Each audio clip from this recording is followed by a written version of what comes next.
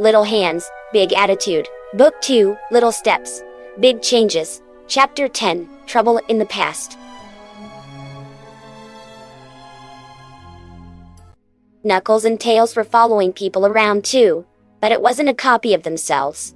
It was a little girl and a hedgehog. The pair of brothers had been walking along, and quickly found that the humans were not aware of their presence. They could walk through the humans, and, as Tails accidentally found out when he tried to lean against the walls. Tails! Knuckles cried as his brother suddenly disappeared behind the wall with a yelp. Tails grunted as he hit the floor, but then he looked up and saw he wasn't alone. A human girl sat in the room, several different types of medical equipment and monitors around her, and a hedgehog from their world sat on the bed beside her, resting his head on her shoulder. She laid one hand on top of his hands gripped into fists. Knuckles was suddenly stumbling through the wall as well. Tails, are you? Quiet, Knuckles. Tails, looking back up at the pair, Knuckles looked as well, his brows furrowing as he bent down and had helped the fox up. Look at his markings. The hedgehog was black in color, but with red eyes and streaks. They were almost an exact mimicry of Obsidian's, but with Obsidian's streaks being blue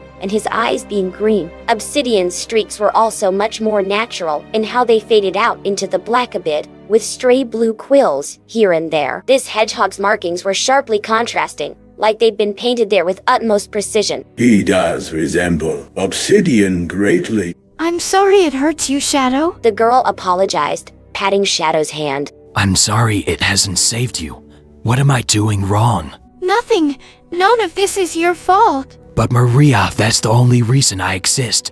Professor Robotnik created me. My purpose is for your grandfather to use me to find a cure for your condition. And if I can't do that... You are still my friend and still very important to me. You're my best friend. And I don't want to see you beat yourself up because we haven't found a solution yet. When was this? Is this now? Is this happening now? I don't know, but I don't think so. He walked over towards the bed. Look at her clothes. From the studies I've done on human history, this style was from several decades ago.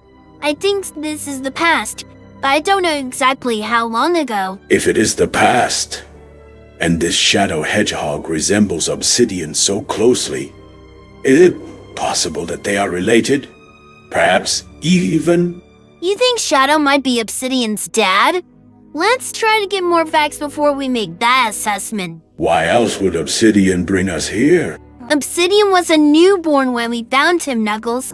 He wouldn't remember his father, and he certainly wouldn't remember his father's past from before he was born. No, there has to be some other connection. Their ears pricked then, as an alarm began to blare, and Shadow and Maria got up from the bed. What's happening? I'm not sure.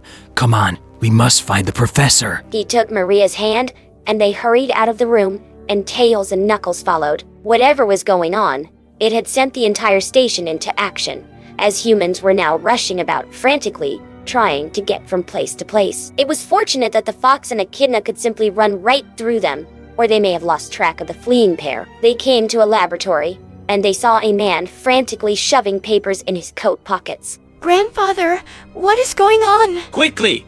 We must get to the escape pods! What's happening, Professor? There's no time to explain everything. They're coming for Shadow, and we can't let them have him. Maria nodded, and then began to run down the hall again, pulling Shadow along behind her. Come on, Shadow. But Maria, hold on. Shadow stammered before fully catching his footing underneath him, so she wasn't dragging him. Your heart. Don't worry about me, Shadow. I'm fine. Tails and Knuckles started to follow, and Tails gasped as he heard screams, shouts, and gunshots coming from behind him. They're hurting people to get to him. Come, we must see what happens. Knuckles took the lead, and Tails twirled his namesakes and flew after him. Maria and Shadow were hurrying, the girl's grandfather taking up the rear. Tails looked back and saw soldiers with guns chasing after them. How he wished he had his own weapons and could interact with the scene. How he wished he could help hold them back until they got away. The professor was lagging behind. He wasn't able to keep up with the younger pair. He then came to a stop and pressed a series of buttons, closing off a door. Wait, Professor! Shadow shouted in panic as he saw the man being separated from them. Go, children! I'll hold them off. Grandfather, no. Maria cried as the door closed, tears welling in her eyes. He's buying us time. We can't let it be in vain. They began to run again, and Tails and Knuckles, after looking back at the closed door sadly, followed. They had to see where it was going, where it was leading. The sounds of the attacking army faded a bit thanks to the door, but not completely. They'd break through eventually. Shadow and Maria had that long to get away. They reached a door and Maria opened it, revealing a large, circular room. Here, the capsule room. She panted. Shadow led her into the room, sitting her down for a moment as she coughed and wheezed. Rest for a second. Where is the control panel for the capsules? Over there. Good, you're going first. Shadow started towards the console, but Tails saw Maria was moving towards another console beside her, keeping her eyes intently on him. Not the way we'd always talked about finally going to Earthblight. There was a click and hissing. Shadow gasped as he stepped on a panel on the floor, and then it shot up, and a capsule shot up, and sealed him in. What? Maria? He looked to Maria, whose hands were on the console, and had pressed a button to initiate the capsule's activation. She was weakening, her legs shaking as she pulled herself up onto her feet. I'm not letting them get you. Sorry for the surprise, Shadow. No, Maria, you can't do this. Maria! I need you to promise me something, Shadow. The girl's voice quaked with exhaustion, even though she smiled, tears spilling down her cheeks as she wrapped her fingers around the release lever. Promise me that you will live okay. Maria, no! Do it for me, little brother. Okay, live for me. I need you to do that. Okay, promise me. Hey! They turned towards the door, and they saw a soldier had gotten through and was now pointing his gun at the girl. Take your hands off of that lever, girl. I mean it. Maria's hands were shaking, her eyes moving to the man and then back to Shadow. Shadow shook his head, tears welling in his eyes. Take your hands off. That thing isn't worth your life. Maria looked at Shadow once more, and then her brows furrowed and her teeth clenched. He is Theonora, Shadow the Hedgehog. She hissed as she looked to Shadow, and then she yanked the lever down. Tails and Knuckles heard the gunshot and the capsule's hiss as it was released and shot down. But they didn't see what happened, because as the capsule fell, so did they. The mist swallowed them both and the ground disappeared, sending them tumbling and free-falling through the murky surroundings. Knuckles! Tails reached up, his twirling tails doing nothing to stop or even slow his plummet. Knuckles reached down, trying desperately to reach his little brother, and then finally got his wrist and yanked him up and into his arms. I have you, Tails. I have you. Knuckles shouted over the wind rushing past them, twisting his body so that if they did hit something, he would be the first to make contact. They fell for another moment or so, and then the mist disappeared, and Knuckles felt a gust of air catch under them, slowing their descent before they hit something hard and rolled down. The echidna's back finally found something to stop them, and he gave a grunt as the wind was knocked out of his lungs. For several moments, they laid still on the ground, eyes closed and catching their breath. Are you hurt? No. Are you? No. Knuckles released his brother, and Tails rolled out of his arms and onto his hands and knees. He looked up, finding the mist was lingering on the edges of this place as well, but it was different. The carpet floors and metal walls had been replaced by stone, pieces of torn fabric draping on the walls like broken tapestries.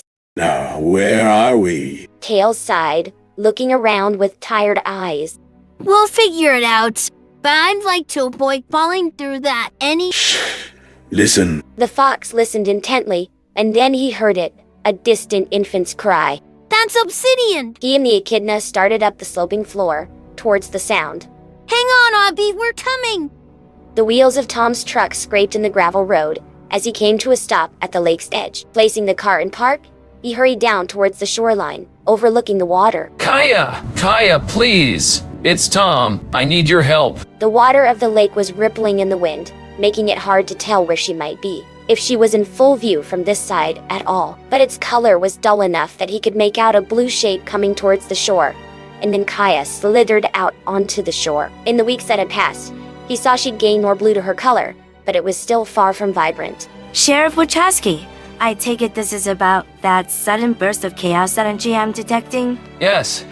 I think Obsidian's locked himself and everyone else inside of the house with some sort of cloud shield that I can't get through. It's definitely chaos energy, and you're the closest thing to an expert on the subject we've got. Kaya nodded slowly, and then peered behind him as Silver and Blaze popped up. Well, hello. Kaya, this is Silver and Blaze. They're new to town. Kids, this is Kaya, the creator of the Chaos Emeralds. Chaos Emeralds?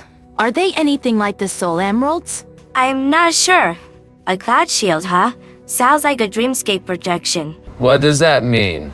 It's like a temporary warped pocket in time and space where the creator can project their thoughts into a visual and tangible constructs. So it's like a virtual reality chamber.